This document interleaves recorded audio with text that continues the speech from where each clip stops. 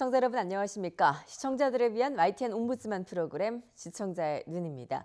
이번 주에는 지난달 26일에 있었던 YTN 4월 시청자위원회 소식부터 전해드리겠습니다. 이번에는 뉴스통과 YTN 뉴스 전반에 대한 의견을 나눴습니다.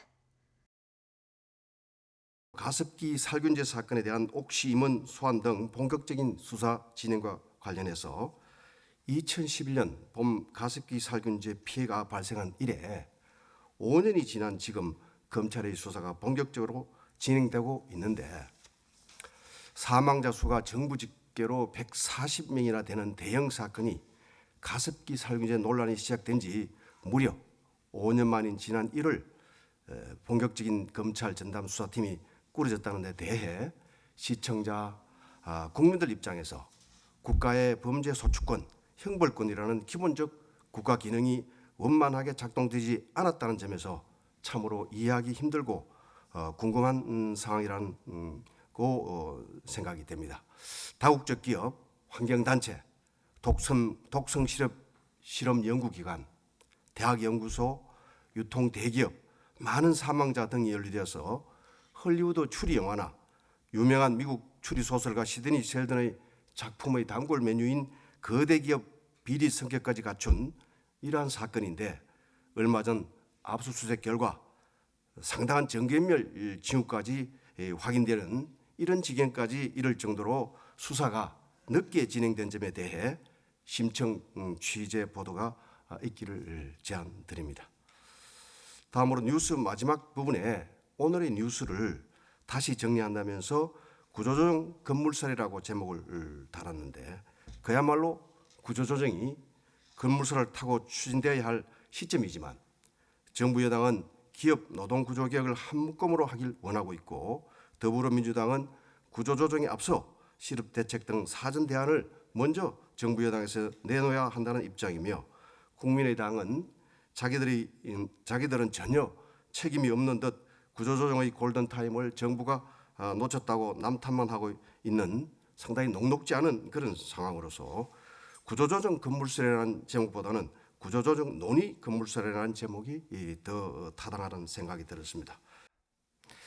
파격이라는 말의 뜻을 생각해 보게 하는데 격식을 깨야 새로운 형식이 등장할 수 있다는 가르침을 주는 좋은 시도로 보였습니다.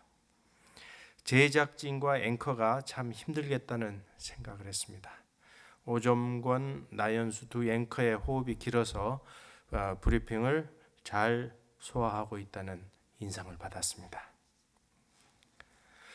특히 엘리자베스 2세 90세 생일 보도와 미국 공화당 대선 후보 경선 보도의 제작이 눈에 띄었습니다. 매우 공을 들여서 제작했다는 느낌을 받았습니다. 엘리자베스 2세 관련 보도의 경우에 런던 특파원이 현지 분위기를 리포트로 전한 뒤에 엘리자베스 2세의 삶의 역정, 고난, 영국 사회의 여론, 부군인 필립공에 대한 사항까지 다양한 자료 영상을 찾아서 정성 들여 제작해서 시청자들이 상식을 넓히고 재미있게 시청할 수 있는 볼거리가 됐다고 생각합니다. 뉴스통이 정성 들여 제작한 프로그램이라서 별다른 흠집이 없지만 두 가지만 지적하겠습니다. 하나는 개그맨 이창명 씨가 교통사고를 내고 잠적했다는 뉴스를 사회부를 전화 연결해서 한참 동안 보도했는데 그 뉴스가 과연 그만한 뉴스 가치가 있는지 의문이 들었다는 것과 다른 하나는 암행순찰차 전국 확대 리포트에서 경찰 표식을 달고 라는 어구가 있었는데 표식이라는 표현은 표지가 표준어입니다. 중국의 텐진항 폭발로 훼손된 자동차가 헐값에 유통되는 내용과 미국의 $20짜리 지폐 인물을 2020년에 바꾼다는 것은 뉴스 토픽거리지 이슈 분석으로는 무게감이 떨어진다는 그런 생각이 들었습니다. 대신에 가습기 살균제와 관련해서 옥시가 피해자 가족에게 사과를 하고 50억 원을 추가로 출연하겠다는 기사를 단신으로 처리를 했는데 너무 가볍게 처리한 감이 들었습니다. 이를 이슈 뉴스에 넣어서 다국적 기업인 옥시 측이 진정성이 없이 이메일로 사과한 점과 추가 지원금 50억 원으로 사건을 대충 마무리하려는 그들의 의도를 비판적으로 좀 짚고 넘어갔어야 했을 것으로 봅니다. 물론 시간적으로 제작이 힘들 수도 있었다고 봅니다만은 바쁠 경우에는 단신보다 전화 리포트는 가능한 것이 아닌가 생각합니다. 또 내 집 마련 3종 세트, 노인네들만이 아니라 모두가 관심이 많습니다. 사실 어려운 기사가 경제 기사입니다. 특히 제도가 바뀌어서 수치가 나오고 하면은 그래픽 설명이 있지만은 리포트만으로는 이해를 제대로 할 수가 없습니다. 이런 것은 이슈 분석으로 조금 더 쉽게 충분히 설명해 주었으면 좋았다는 그런 생각을 했습니다. 맥주보이와 와인 택배 다시 허용해서 그래픽이 다소 이제 거칠어 보였는데 좀 더 이쁘게 정교하게 만들었으면 좋겠고, 이랬다 저랬다 하는 탁상 행정으로 정부의 신뢰성이 떨어진 것에 대한 비판도 좀 부족했던 것 같습니다.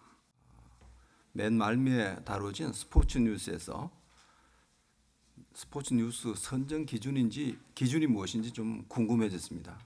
이번 뉴스는 어떻게 보면 스포츠 그 자체에 관한 뉴스라기보다는 미국의 메이저리그에서 활동하는 우리나라 선수들 개인에 관한 뉴스 또는 신상 소식 같은 그런 인상을 주었습니다. 좀 지루하게 말씀드리면 오승환, 박병호, 이대호, 김현수, 강영호, 주진수 모든 사람을 거명했습니다. 이 중에는 그날은 출장하지 않거나 별 활동이 없는 사람도 출장하지 않았다는 내용을 보도했었습니다. 제가 그 어간에 다른 매체를 확인하지 않았기 때문에 확실히 말씀드릴 수는 없지만 이날 국내외적으로 분명히 다른 스포츠 활동은 또 있었을 것 같습니다. 또 메이저리그에서 활동하는 한국 선수들 외에도 다양한 종목에서 국내외적으로 활동하는 선수들도 있었을 듯합니다. 그런데 유독 미국 메이저리그에 활동하는 야구 선수 모든 사람을 거명하면서 시간을 때운 것 아닌가 하는 그런 인상을 지울 수 없었습니다. 제 생각으로는 균형을 잃은 편성이 아니었나 이런 생각을 합니다. 스포츠 뉴스 굉장히 중요합니다. 관심을 가진 사람들도 많을 것 같습니다. 그래서 선수의 활동보다는 스포츠 자체에 관한 뉴스, 그와 관련된 선수의 활동으로 뉴스를 편성하면 더 좋지 않았을까 하는 생각을 해봤습니다. 뉴스통 일부에서 이제 에콰도르, 이것도 부정적인 뉴스인데요. 15만 명의 어린이들이 고통을 받고 있다고 그랬는데 그 얘기만 했고 그다음에 사상자가 몇 명인지 또 이재민이 몇 명인지에 대한 데이터는 전혀 제시가 없었습니다. 그래서 짧게라도 좀 얘기 좀 해주셨으면, 어린이가 15만 명이 고통을 받고 있는데 어른은 어떤지 아마 수십만 명이라는 그 보도가 좀 있었던 것 같습니다. 또 이제 보면은 여성이 눈물을 흘리면서 그 호소하는 인터뷰도 나왔고, 또 그래서 이 뉴스가 그 외신 뉴스 중에서는 제일 먼저, 그러니까 남북한 관련된 거 빼고는 맨 위에 올라갔습니다.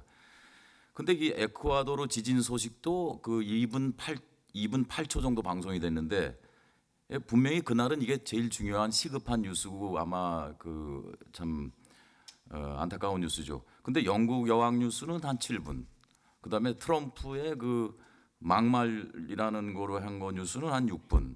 근데 비중을 봤을 때는 오히려 이 그 에콰도르의 이런 그 세계적인 비극적인 사태가 조금 더 그 부각되지 않나 이런 생각을 잠시 했습니다.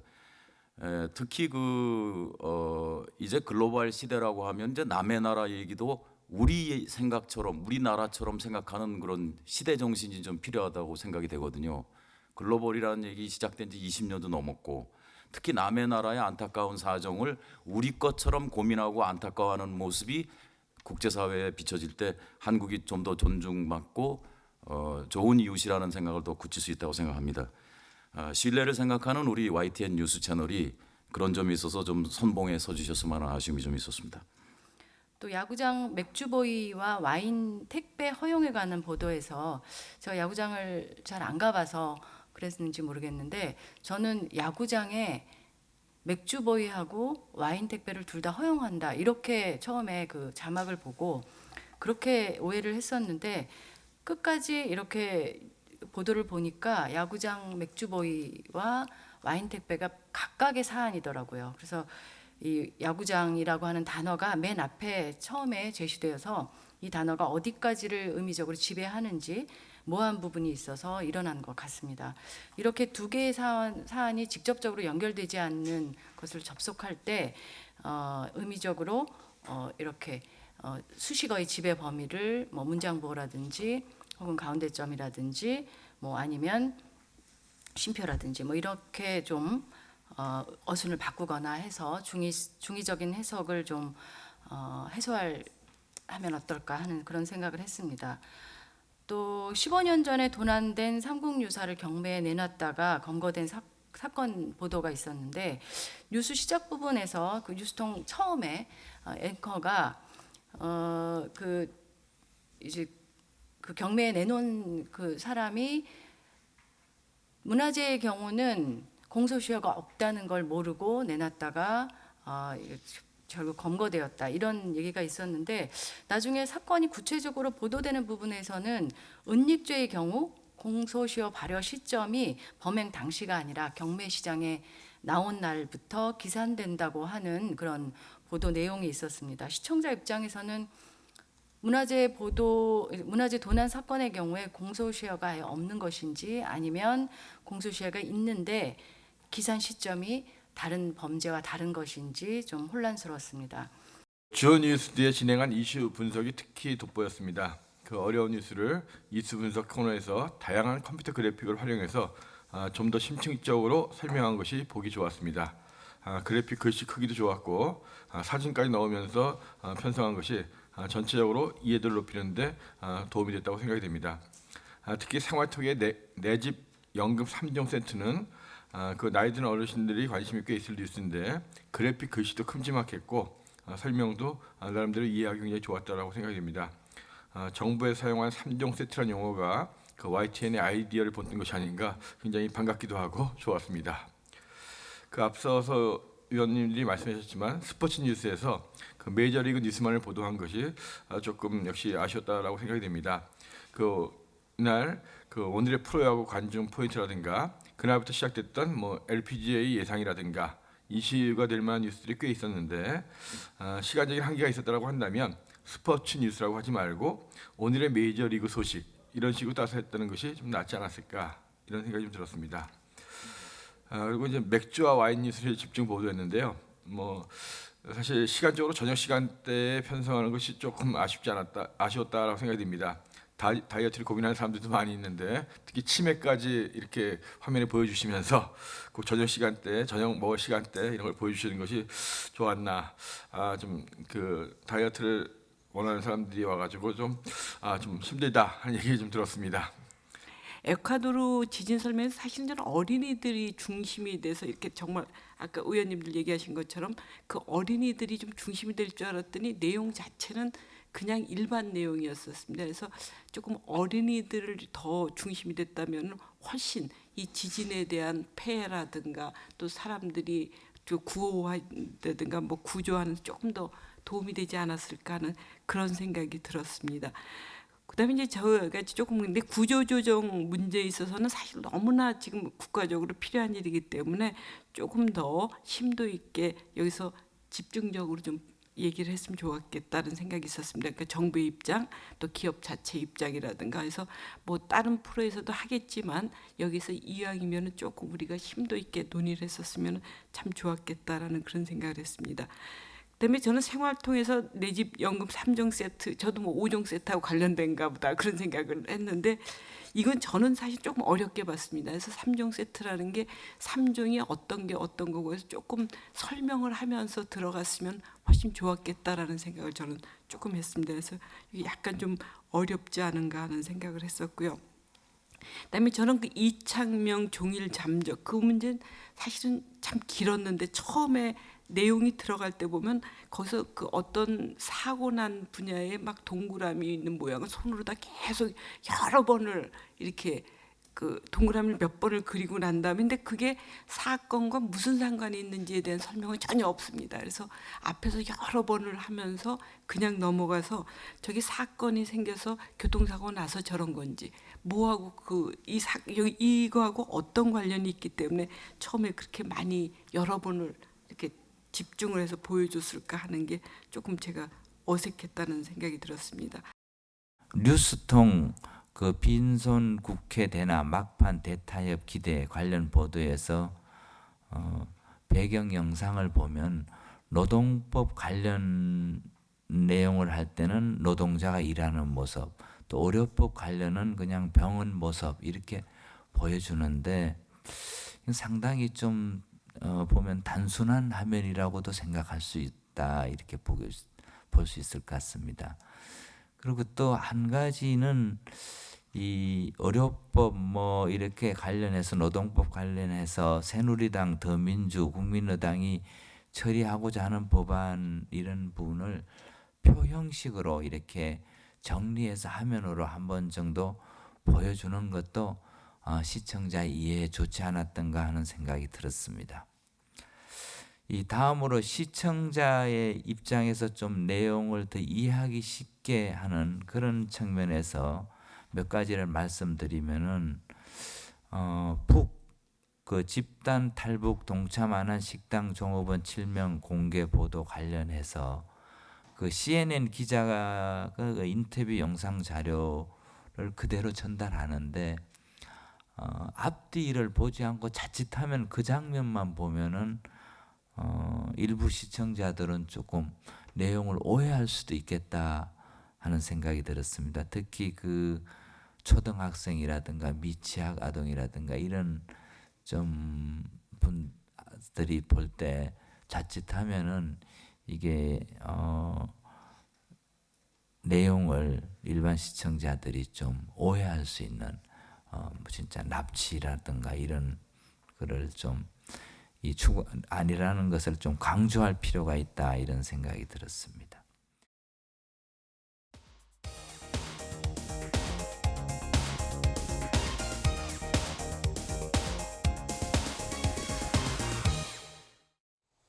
지상파 DMB 채널은 YTN DMB 프로그램을 평가하는 내가 본 YTN 순서입니다. 이번 주에는 캠퍼스 24와 뉴스큐에 대한 고두희 평가원의 의견을 들어보겠습니다. 안녕하세요. YTN DMB 시청자 평가원 고두희입니다. 새 학기가 시작되는 3월이 되면 새로운 학교나 학급에 대한 기대가 높아지기 마련입니다. 어떤 친구들을 만나게 될지, 새로운 선생님들은 어떠할지, 이러한 기분은 새 학기가 주는 즐거움 중에 하나일 것입니다. 하지만 이러한 즐거움 이면에는 변화된 환경에 적응해야 하는 불안감도 있을 것입니다. 새 학기 일부 대학교의 잘못된 OT나 MT 문화와 관련된 사건 사고는 새로운 환경에 빨리 적응하고자 하는 신입생과 이들을 적응시키려는 기존 구성원들 간의 성급한 행동에서 발생하는 것은 아닌지 생각됩니다. 이와 같은 잘못된 문화가 강요되는 관행에서 탈피해 새로운 문화를 만들어내고자 하는 시도가 이루어지고 있는데요.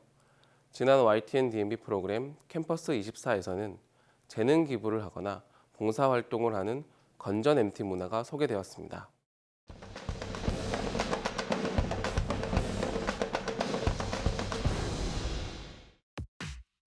오늘 캠퍼스 24에서는 알차게, 뜻깊게, 보람있게 건전해진 대학교 MT 문화를 소개합니다.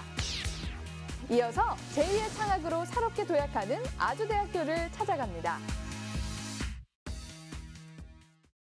캠퍼스 24는 대학 생활에 대한 시청자들의 궁금증을 해결하거나 앞으로 대학 진학을 목표로 하는 수험생들에게 대학 입시 정보 등을 제공하는 프로그램으로 오늘날의 대학 소식과 문화 등을 소개하고 있습니다. 매년 봄에는 사회적으로 문제를 일으킨 대학의 OT나 MT 문화가 수면으로 떠오르곤 하는데요. 성적 수치심을 느끼게 할 정도로 선정적이거나 강압적인 분위기에서 음주하여 발생하는 인명사고 등은 일부 대학의 잘못된 OT나 MT 문화로 매년 반복되고 있습니다. 지난 시간 방송된 캠퍼스 24는 이러한 잘못된 MT 문화를 탈피하여 건전 MT를 표방하는 다양한 사례를 전달하여 그 긍정적인 대학 MT 문화의 가능성을 보여주었습니다. 전공 과목의 특성을 살려 요양원을 방문해 봉사활동을 하는 대학생들의 모습이나 유치원을 방문하여 어린 아이들과의 추억을 쌓는 모습, 노인정을 방문해서 스스로 만든 음식을 대접하는 모습 등 음주와 잘못된 놀이 문화로 점철된 MT가 아닌 학생들 자신뿐만 아니라 지역사회에도 도움을 줄 수 있는 건전 MT의 모습은 긍정적인 MT 문화로 정착될 수 있는 모습을 보여준 좋은 예라고 생각됩니다. 하지만 건전 MT와 관련된 사례가 많이 소개되지 못한 점은 다소 아쉬움이 남았습니다. 사례로 소개된 건전 MT는 전공 과목의 특성을 확실하게 알 수 있는 물리치료학과와 식품위생학과 등이었는데요. 대학 전공 MT뿐만 아니라 취미나 유사한 관심사 아래 모인 대학 동아리의 건전 MT 문화도 소개되었다면 대학 생활의 다양성을 더욱 느낄 수 있지 않을까 생각됩니다. 또한 일부 대학의 불건전 MT 문화에 대한 구체적인 원인과 현상이나 일반 대학생의 다양한 의견이 제공되었으면 좋았을 것 같습니다. 더불어 이를 통해 건전 MT 문화를 만드는 방안이 좀 더 구체적으로 제시되었다면 대학 생활에 대한 명확한 정보를 얻고자 하는 시청자들에게 더욱 가깝게 다가설 수 있는 프로그램이 되지 않았을까 하는 생각이 들었습니다.